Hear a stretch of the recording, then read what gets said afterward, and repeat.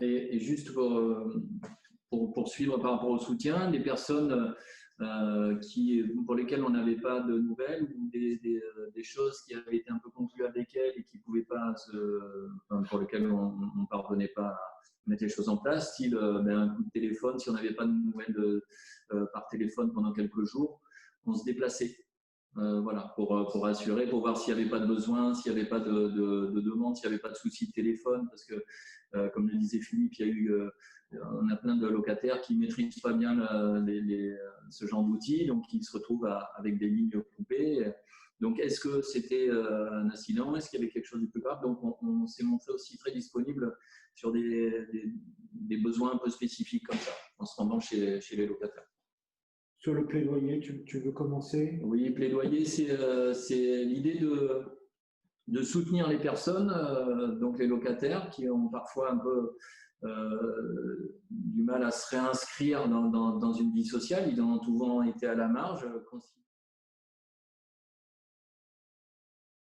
Tous les jours, cette solitude, les souffrances, les gens qui faisaient de la musique de l'autre côté de la rue, qui s'applaudissaient, qui se voyaient, qui faisaient des apéros comme ça. Donc la société, elle a bien montré dans le quotidien des médias ce besoin. Et nous, on a beaucoup souligné la capacité, alors je ne sais pas si c'est une compétence ou comment ça peut se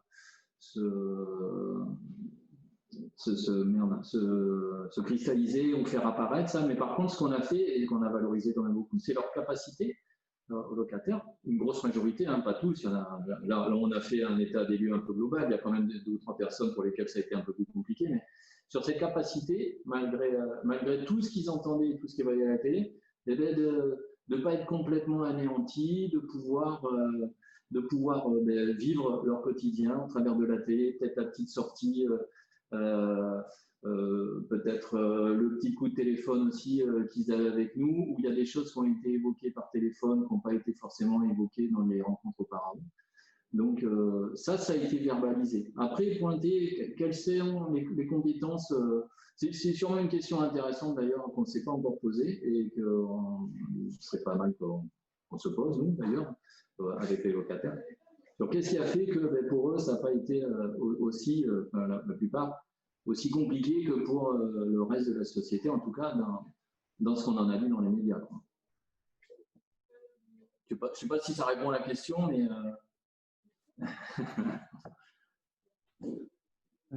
S'il n'y a pas d'autres questions, moi j'aurais bien une question. En fait, vous avez beaucoup parlé de la période délicate qui était le confinement, mais qu'est-ce qu'il en a été du déconfinement? Quand la société s'est remise à se mouvoir, est-ce que ça leur a posé, est-ce que ça vous a posé des problèmes? Est-ce que vous avez découvert des nouvelles facilités ou aisances? Si vous pouvez dire un mot sur la période où la société s'est remise à socialiser par rapport à ce que vous décrivez, c'est-à-dire un certain nombre de locataires qui, pour eux, ça n'a pas changé grand-chose. Est-ce que ça a changé grand-chose quand ça s'est réagité autour d'eux? Alors là, j'ai immédiatement une situation, une personne qu'on accompagne qui reste un peu marginale malgré tout, mais pour laquelle finalement il n'y a pas eu de sortie de déconfinement. Voilà, elle continue à sortir. Elle ne sortait pas déjà beaucoup avant, elle a encore moins sorti pendant, et elle sort pas beaucoup plus après. Nous, connaissant cette personne, on est souvent amené à lui, on va aller boire un café, c'est pas loin, il y a un marché pas loin, un bar, voilà, on va voir, on va sortir. Non, non, non, non, sur le pas de la porte, tout va très bien, j'ai besoin de rien. Non. Après, il y a aussi les personnes pour lesquelles les petits rituels qu'on avait de rencontre autour de ce café, de cette petite promenade, de ces échanges, voilà, ça a été aussi une respiration. Ces mêmes personnes qui, malgré la reprise des rencontres un peu physiques comme ça, disaient mais peut-être vous pouvez continuer aussi à m'appeler comme pendant le confinement, c'était bien. Alors, on a un peu essayé au départ, puis après dans le flot des rencontres et des va-et-vient dans les appartements voilà, au sein de la métropole, c'était un peu compliqué à maintenir, mais il y a eu un peu tout ça. Donc juste ces petits plaisirs, mais ça n'a pas été une sorte de libération un peu dans les mots, parce qu'il y a eu ce confinement et puis dans la tête des locataires, vivement le déconfinement. Mais dans la réalité, ça ne s'est pas traduit par quelque chose de radicalement différent. Voilà, on a appris un peu les habitudes. Il y a eu ça aussi. Si on pouvait reprendre un peu comme avant, comme ça se faisait avant. Si c'était le même jour, c'est bien aussi pour certaines personnes. Cette récurrence, ça a été important aussi pour certaines. Jean-Michel?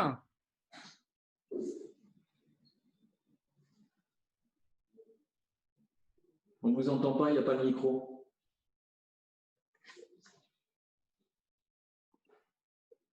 Ça va être mieux, oui, je pense. Donc, en tant que médecin libéral, je me suis beaucoup demandé ce que devenaient les patients et puis s'ils appelaient ou pas en cas de problème.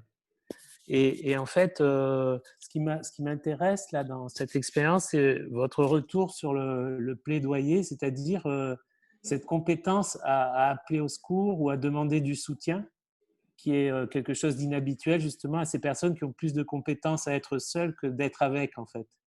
Et je voulais avoir votre retour pour savoir si, a posteriori, vous avez vu si les personnes qui avaient besoin d'appeler ont appelé. Oui. Oui, pour nous, oui, ça fait partie du travail, je pense, qu'on engage avec les personnes d'accueillir le soutien et d'être capable de le demander. Et globalement, pendant la période de confinement, les personnes dont on s'occupe, celles avec qui on avait déjà tissé un lien, elles se sont servies de nous, elles nous ont appelés quand ça n'allait pas. Donc ça, oui, elles ont cette capacité-là. Aujourd'hui, avec nous, on a pu constater qu'ils savaient nous solliciter. Et appuyer même, à nouveau, à chaque fois que vous posez une question, il y a une situation un peu particulière qui me met en tête, mais par rapport à ce que vous dites, j'ai souvenir qu'il y a une personne qui avait des symptômes du Covid et qui s'était manifestée auprès des urgences. Je crois que c'était, et les urgences n'ont pas bougé. Et du coup, elle nous a appelés pour voir si nous, on pouvait intercéder quand même. Donc, ce qu'on a fait, c'est le médecin Maximilien, le médecin généraliste qui fait partie de l'équipe, qui a eu cette personne au téléphone et qui a elle-même, après, contacté les urgences et les choses ont pu se mettre en place. Donc, il y a des situations où, en effet, ils peuvent se saisir du lien qui était déjà un peu existant, du fonctionnement, des différents outils qu'on peut proposer pour aller chercher la bonne info et puis le bon soutien au bon moment. Merci. J'avais une autre question qui n'a rien à voir, c'était de connaître le rapport entre les personnes logées et le voisinage. On en a un petit peu parlé dans une séquence, mais qu'est-ce que c'est votre retour sur à la fois la réception par les voisins, puis à la fois les relations avec les voisins? Et alors, pas forcément en rapport avec le Covid, en règle générale. En règle générale, en règle générale, il n'y a pas de règle générale parce que les personnes qu'on accompagne ont des troubles qui ne sont pas toujours les mêmes. Donc, certains sont par exemple très sensibles au bruit, ou alors même elles entendent peut-être des bruits que tout le monde n'entend pas, et elles réagissent. On l'entend dans un petit film, là, il y en a un qui dit qu'il réagit au bruit. Et puis d'autres sont au contraire très discrètes et ne font pas du tout de bruit. Donc, pour certains locataires, il faut changer de logement régulièrement pour apaiser les situations et calmer le locataire et calmer l'entourage. Et puis pour d'autres, il n'y a aucun problème de voisinage. Pour l'instant, on n'a pas trop de problèmes à Bordeaux. Je sais que dans d'autres villes, parfois, dès que dans certains quartiers, on comprend qu'il y a une personne psychotique qui arrive, bon, il y a une attention particulière, parfois même les voisins se mobilisent pour demander à ce qu'il soit fait quelque chose, qu'il aille vivre un peu plus loin. Mais à Bordeaux, on ne connaît pas tellement ça, pour l'instant. Mais non, je voulais aussi parler des relations avec les voisins. Si par exemple, on va dire comme si les voisins participaient au un chez-soi d'abord, c'est-à-dire si c'était fait avec les voisins, par exemple. Alors, Pas pour l'instant. Pour l'instant, en général, quand on a des rapports avec un voisin, c'est qu'il y a un pépin. On arrive un peu en médiateur. C'est qu'on vient un petit peu apaiser la situation. C'est rarement, autrement, on a rarement de rapport avec les voisins avant qu'il y ait des problèmes. Mais peut-être que ça changera. Peut-être que ça changera. Il y a 2 semaines, il y a un locataire qui a emménagé, une locataire qui a emménagé dans un tout petit immeuble. Et les voisins du rez-de-chaussée sont venus l'accueillir, ils lui ont expliqué où était le local à poubelle, ils l'ont souhaité la bienvenue. J'espère qu'ils resteront sur ce type de rapport.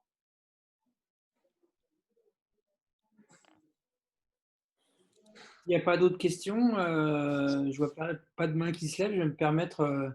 Oui, bonjour. Oui, bonjour. Bonjour, donc je suis Fabienne Sainte-Rose, médiatrice en santé PR en Martinique.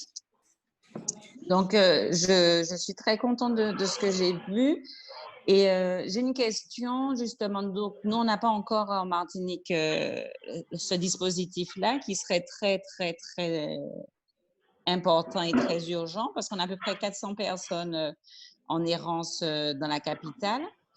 Et on a eu aussi la problématique de reloger effectivement les sortants de prison pendant le Covid. Donc, du coup, beaucoup d'entre eux sont venus grossir le nombre de ceux qui étaient déjà dans la rue, dans la capitale. Et en face, les institutions, un, n'étaient pas préparées à ça et deux, n'ont pas forcément apporté de réponse. Et quand j'essaie de dire, mais en France ou à Paris, ils ont ouvert les gymnases, tout ça pour accueillir les personnes, ça n'a pas été très, très bien accueilli en disant en France, ils font comme ils veulent et nous, on fait comme on peut ici. Et donc, ma question, c'était de savoir si justement vous travaillez avec les Outre-mer, du coup. Est-ce que c'est possible par exemple, en Martinique, c'est l'association l'Assise qui porte le SAMU social, donc avec à peu près une vingtaine d'hébergements, de maisons de relais aussi. Et voilà, donc je voulais savoir s'il y a un pont, une passerelle avec la Martinique et un chez-soi d'abord, que ce soit Marseille, Bordeaux, Paris ou Lille, je ne sais pas. Et si, en attendant que des institutions, ça commence à bouger en Martinique, je crois qu'il y a certains médecins qui sont en train d'essayer de vouloir déployer le dispositif. Mais en attendant, et vu l'urgence, est-ce qu'il y a possibilité de faire intégrer, en tout cas, des personnes à partir de la Martinique? Non? Alors, je crois que c'est les prémices. Il y a quelque chose, en effet, qui se met en place à la Martinique. Je ne voudrais pas vous dire de bêtises, mais j'ai pu comprendre dans une réunion il n'y a pas tellement longtemps qu'il y avait des choses qui allaient s'y mettre en place, qui étaient en train de se construire. De l'ordre d'un chez-soi d'abord là-bas. Ça existe déjà à La Réunion. Voilà. Après, c'est plutôt tous les autres, c'est plutôt en métropole. Mais l'idée, c'est on est parti de 4 à titre expérimental il y a quelques années de ça. Maintenant, voilà, ça se développe. Il y a des SEMAG, il y en a dans les 22 régions de France. Et si ce n'est pas encore le cas, ça va se mettre en place. Je pense que dans la région Aquitaine, il y en a 3 autres qui sont en train de se mettre en place. Donc, l'idée le postulat de départ, c'était on expérimente et on voit. Le projet, il a été validé depuis janvier ou février 2019. Donc maintenant, je pense que ça va aussi continuer à se développer. Il n'y a vraiment aucune raison que ça s'arrête à la métropole. Mais peut-être on pourra vous donner ultérieurement l'information par rapport à la Martinique. Mais j'ai cru comprendre qu'il y avait quelque chose qui s'amorçait en tout cas. Nous, on n'a pas du tout la main là-dessus, mais c'est la DIAL qui finance l'ensemble des projets. Donc, je ne vois pas pourquoi. Là, il y a beaucoup de nouveaux chez-soi qui émergent un peu partout. Je ne vois pas pourquoi il n'y en aurait pas en Martinique. Et peut-être que s'il n'y a pas encore de projet en cours, il pourrait vous dire si c'est possible d'en monter un. Mais en tout cas, pour porter chaque projet, il y a les financeurs et puis il y a un groupement de structures qui portent le 1 chez soi. Dans tous les 1 chez soi, il y a plusieurs structures. Nous, on est constitué par 4 ou 5 structures. Donc souvent à l'hôpital et puis d'autres structures d'accompagnement, souvent en addicto ou en santé mentale. Et Je n'ai pas d'infos là-dessus, mais on pourra revenir vers vous si vous voulez, si on en a. Est-ce que tu peux D'accord, merci beaucoup. est-ce que tu peux dépasser tu peux mettre le nom complet de l'abréviation DIAV avant que je passe la parole à Nathalie Cholin? Je me demande si je ne voulais pas mis à la fin, sur le dernier slide. Oui, Ok. il y a les coordonnées. Il y a les coordonnées de la DIAL sur le dernier slide, je crois. Je vérifie. Je suis sur Covid. Je ne parlais pas des coordonnées, je parlais du nom complet de l'abréviation. Sur le dernier slide, donc peut-être tu peux partager le PowerPoint. Ouais, je l'enverrai. Sur la dernière page, il y a le site de la DIHAL, DIHAL, avec le lien. Vous pouvez trouver plein d'infos là-dessus. Sur notre dernier slide, vous avez les infos. C'est délégation interministérielle à l'hébergement et à l'accès au logement. Merci Thierry. Nathalie.